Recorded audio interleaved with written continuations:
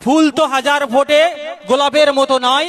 বিধায়ক অনেক দেখেছি, নওশাদ সিদ্দিকী ভাইজানের মতো নয়। এখন আপনাদের সম্মুখে বক্তৃতা রাখবেন আমাদের সকলের প্রিয় বিধায়ক, সংখ্যালঘু, দলিত, আদিবাসীর একমাত্র কণ্ঠস্বর, ভাঙড়ের রত্ন, আমাদের প্রিয় বিধায়ক নওশাদ সিদ্দিকী মহাশয় আপনাদের সম্মুখে দু একটি কথা বলবেন।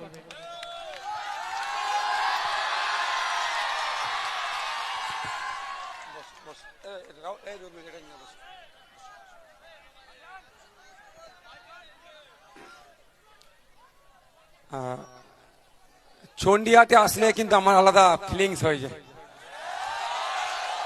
আমার আলাদা হয়ে যায়। মানে চন্ডিহাট মানে লোকে লোকারণ্য, আর চন্ডিহাটের উপরে এতই হিংসা।